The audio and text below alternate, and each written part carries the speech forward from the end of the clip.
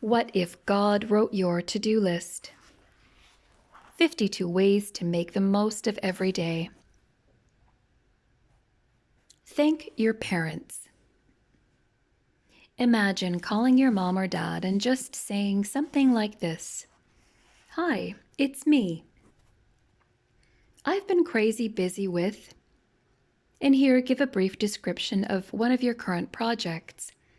Make it mostly good news with a positive spin, because parents hope the best for their kids and want to have happy news to brag about with their friends.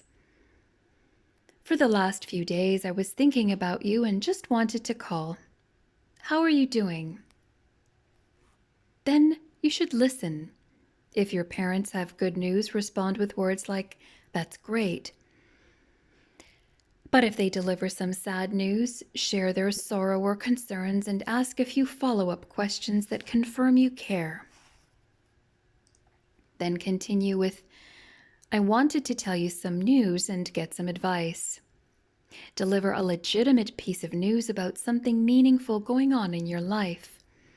Then ask for their opinion. It could be regarding a career move, relationship, household project, vacation destination, medical issue, or legal question. The goal is not to worry your parents. It's to make them feel valued, and you might get some solid advice. Then say something like, "And hey, I talked to," and here refer to a sibling, uncle or aunt, or old family friend. And say it sounds like they're doing well. They said to say hi to you. Parents like to think that their kids keep in touch with family and friends because it's part of the legacy that they are leaving. Then end with something like, "Well, that's all for now." Looking at the calendar, here if you can end with a promise or intention to see them in the near future, do that. If there are no plans, you can speculate on some future holiday or travel plans, but don't make a promise that you have no intention of keeping. Finish with, "It's always good talking. Maybe I don't say it enough, but I love you and appreciate all that you've done. I still need you. Thanks for being there. Take care." Make sense? Is this something that you can do or should do?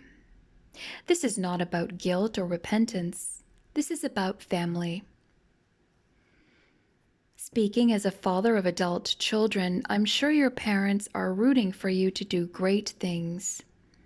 We don't expect you to put your life on hold for us. We don't need to hear every detail of your day. But as I tell my kids, throw us a bone every once in a while. If you live 3 states away, that's even more important. If we know that you're going through a life crisis, let us know what we can do. You're still our kids. If some bad blood or harsh comments from the past are still hanging in the air, I encourage you to do or say what you can to put those feelings behind you. Don't necessarily expect a torrent of emotional apologizing, weeping, or hugs. There could be, but there doesn't have to be. Families can sometimes leave things unsaid and move forward without dredging up and belaboring regrets from the past. After all, love covers over a multitude of sins. 1 Peter chapter 4, verse 8. Of all the things on your to-do list from God, this one really might be an item to check off this week and every week for the foreseeable future. Speaking as a son who lost both my parents in the past few years, I will always be grateful for the intentional time I put in to connect with my folks. Some of it was obligatory because of circumstances, but even that turned out to be a blessing. Which brings us to the 5th commandment. Honor thy father and thy mother, so that you may live long in the land of the Lord your God is giving you. Exodus chapter 20, verse 12. Or, as I like to misinterpret the passage, be nice to your folks and get real estate. Checking the list.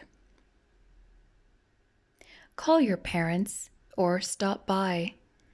If it's not easy to call for no reason, quote unquote, you can wait for Mother's Day or Father's Day. But today might be just the right day. Honor your father and mother.